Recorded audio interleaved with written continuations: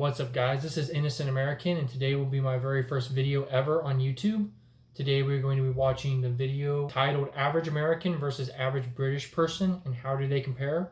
This is from the channel Infographics Show. I, as an American, I don't actually know a whole bunch about the UK, so it'll be really interesting to see the difference and just give my point of view and react to this video. Allies in the world today are the United States of America and the United Kingdom of Great Britain, with both countries considering their bilateral partnership to be the strongest of bonds. The British-American bloodline runs deep, with millions of Americans identifying themselves as having either English, Scottish, Welsh, or Scotch-Irish ancestry. Given these close ties, we thought it would be fun to compare these two powerful... Yeah, that is something I wanted to point out is that, the UK and America, even though we had a rocky past, they're definitely probably the country that we are the closest with for everything. So powerful nations in this episode of the Infographics Show, the average American versus the average Brit. Don't forget to subscribe and click the bell button so that you can be part of our notification squad. First of all, we should explain what the United Kingdom of Great Britain is, as it's often an area of confusion. When we talk about the UK, we are referring to the United Kingdom of Great Britain and Northern Ireland, which is a sovereign state consisting of 4 countries: England, Scotland, Wales, and Northern Ireland. The average Brit we are discussing today is someone from the UK. In terms of ancestral relations, according to a Census Bureau American Community Survey, nearly 27 million people identified as being part English, over 5.5 million said Scottish, about 5 million said Scotch-Irish, and nearly 2 million said Welsh. So I just want to go back to that map real fast. Now, I did actually know that all of this is part of the UK, but I do feel like there are some people that think of the UK just as England, not the other countries. So that is something I'm glad that they showed a map on that. Have Brit blood flowing through their veins, but no longer consider themselves being anything other than a full-blooded American. With this in mind, we'll start with some comparisons of a physical nature. The average Brit stands just a fraction taller than the average American, with the BBC lately reporting that the average man in the UK is now 5 feet 10 inches and the average woman is 5 feet 5 inches. American men average 5 feet 9.5 inches and American women 5 feet 3.5 inches. Both countries are considered to be not so well proportioned when compared to other more developed nations, with a new report from the Institute of Health Metrics and Evaluation stating that the USA is in 18th place on the world's most obese nations list. Only Egypt was the other populous nation in the top 20 countries, which was filled mostly by countries in the South Pacific. The UK, however, might also need to get in shape, with reports stating that obesity is a national tragedy, and that by 2025 the UK will be the fattest country in Europe. According to the Centers for Disease Control and Prevention's latest report, the average American male is now 195.7 pounds, and the average woman is 168.5 pounds. The average British man is 186.2 pounds, and the average woman is 154 pounds. Does the fact both countries are perhaps on the heavy side influence life expectancy? American men on average will live to 77.11 years, and American women 81.94. Citizens of the United Kingdom can expect to clock out at a similar age on average, with male life expectancy standing at 79.1 and female life expectancy 82.8. The median age, meaning half the country is older and half the country younger, is 37.8 in the USA for men and women, and right on 40 in the UK. Which country is making more babies at the moment? That's really kind of interesting. I always think it's funny that women live longer than men. I'm sure there's some kind of medical reason, analysis that they've done. I know that people always joke that women wear men out. I don't know which one is true. But I'm actually a little surprised that Britain is actually a little bit, has a slightly longer life expectancy than America. So that's really cool. And it's also interesting to find out that they actually have a more average height, because I definitely did not think that was the case. So Current statistics state that the US and UK are similar here, with births per woman in America averaging 1.84 and in the UK 1.9. Marriage rates have decreased in many developed nations over the last few decades. According to the CDC, in 2015, 6.8 people per 1,000 of the total population tied the knot in the USA, while in the UK that number was 4.5 per 1,000. Around 42% of UK marriages end in divorce, with almost half of US marriages ending the same way. On that sobering note, we'll take a look at money matters. yeah, divorce is really high. That is kind of surprising that means there's probably not that many married people based off those numbers. That's Crazy. In terms of industry, both nations are considered champions of the world, but according to the United Nations Economic Commission for Europe, the USA citizen grosses a higher salary than the average UK person. The average gross salary in the USA was the 5th highest in the world at $4,893 per month, while the UK sat in 14th place on the list with an average of $3,461 per month. In terms of cost of living, Americans might need the few extra dollars, with one report putting the USA in 18th place in the world on a cost of living index and the UK in 29th place. We must also note that cost of living and wages can change dramatically from city to city. If we take a look at the economics big So yeah, on that map, I feel like a lot of that is due to taxes. So right now, we don't have universal health care or universal education.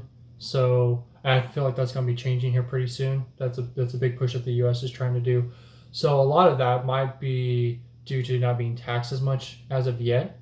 Whereas I'm pretty sure England, the UK does have universal health care and universal education, so they are taxed more because of that. So that's interesting to see, but it's going to be more interesting, I think, to see this changing in the next few years. So we'll see. Let's also note that cost of living and wages can change dramatically from city to city. If we take a look at the economics Big Mac Index, we find that the cost of a Big Mac in the US is $5.06, while the Brits only pay $3.73. At the same time, the index shows someone in London has to work on average 1 minute longer than someone in New York to buy the same burger. At the high end of the earnings scale, the US is home to the richest man on the planet, Microsoft co-founder Bill Gates, whose fortune amounts to around $87 billion. The richest person in the UK is actually listed as two brothers, who are part of the Hinduja family. Their net worth is around $16.9 billion, according. And obviously, I think this video is a few years old, but I'm pretty sure Jeff Bezos is now the richest man in the world, more so than Bill Gates. I could be wrong on that, but I'm pretty sure Jeff Bezos topped that list now. To Forbes. In total, there are 134 billionaires based in the UK, according to the Sunday Times, while the USA has the most billionaires in the world at 565. What do Americans and Brits get for all their hard work? Well, the Brits don't work as hard, according to one study that divided the total number of hours actually worked by the average number of people in employment per year. The USA was 16th on the list at 34.40 hours per week, and the UK was 24th on the list at 32.25 hours per week. The Brits also get more time off, with workers by law given 5.6 weeks of paid vacation time per year. In the US, there is no such law, and paid time off is. Yeah, that it is a little crazy that there's not more paid vacation. I mean, I'm all for more paid vacation. My job, I have about 2 weeks, and that's pretty average for a lot of companies. But only like the higher end jobs, manager's salary. When you start making like over 100,000 or so, then you might start getting 4 weeks. I feel like 6 weeks is almost unheard of in the U.S. And again, like they said, there's no law, so no company has to provide paid vacation, which is a little ridiculous, I think. Because I would love to have at least 4 weeks off. Two's kind of close, just. It just doesn't give you much time to have a vacation, spend time with family. You pretty much just save it for a few days off that you need to go take care of business or something that you can't do otherwise. So yeah, 2 weeks, it really does not give you much time. And again, like they're not required to give you any, which is just crazy. Is an agreement made between the employer and the employee. The average paid days off in the US is said to be about 10 days, with that number increasing with the number of years in a certain job. The UK has less public holidays though, at 8 days, with the US enjoying 10 national public holidays. Americans may work harder, but they also seem to be getting more for their buck. While the British public have been dealing with drastically increasing property prices, they also live in very small abodes. Studies have found that Britain's houses on average are some of the smallest in Europe at around 818 square feet. American citizens on average can enjoy much larger living areas, with the average house size being around 2,160 square feet. I was gonna say 800 square feet is like pretty darn small. I don't know if they'll explain it. Maybe it's just because of land. I don't know. I mean, America is so vast that we can have bigger houses. I'm not for sure. But yeah, I would say 20 is, 20. I agree with 2,100 being a pretty average house. But yeah, 800 square foot. I mean, that's like a small apartment here. Like you only like single people live in those, or newly couple, no kids. Like, yeah, you have to upgrade your house pretty fast if you have a family, at least over here, it seems like. So that is very interesting. The US also has more in terms of vehicle ownership. America is third on the list of number of vehicles owned per 1,000 people at 797, excluding motorcycles and anything else on two wheels. The UK lies in 34th place on the same list with 519 vehicles per 1,000 people. Rising property prices. So yeah, on the vehicles, I feel like that might partly be due again to the vast size of America. Because yeah, if you have family in different states, yes, you can fly and everything, but for the most part, a lot of people just drive across the country to go everywhere. So that might be part of the reason. Another thing is, unless you live near a big city, there's not much in the way of public transportation. Like, we don't have trains and stuff going on in the country. I don't know if UK does that either, but they're just a little bit more compact. So I feel like public transportation stuff, just the need for vehicles is just not there. Like myself, one time I had 3 vehicles. I had one for work, personal, and then one for my wife. And yet that was just for 2 people, and we had 3 vehicles. So, yeah, I feel like the need for vehicles is more in America.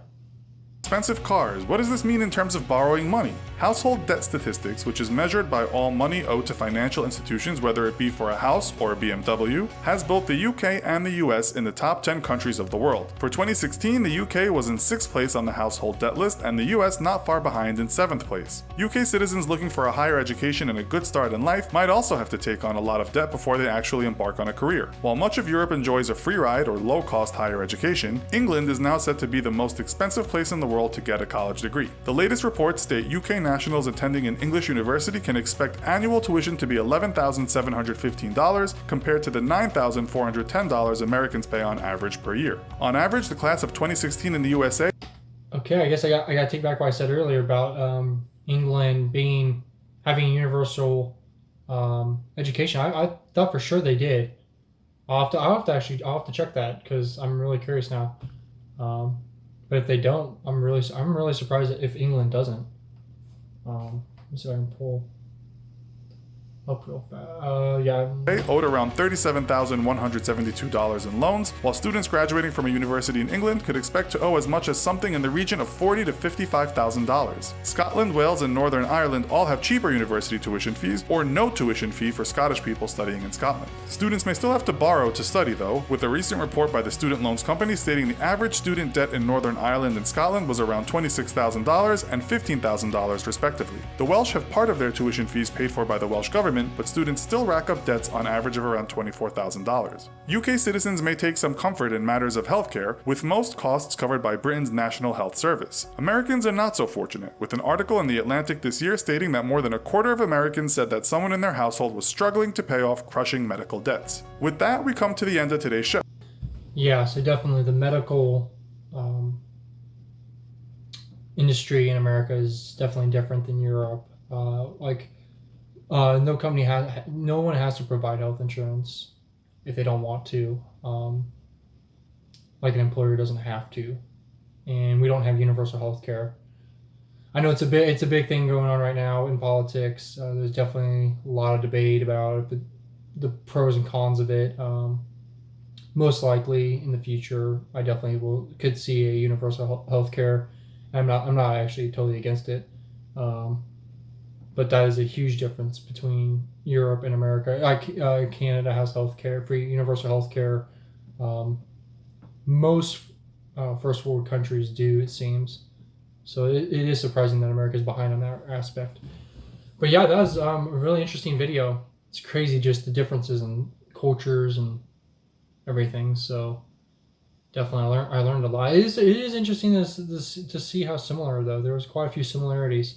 But yeah, as this is my very first video, if you guys watch this, please comment below and just give me your guys' feedback. I really would appreciate it. So, but that is it for today.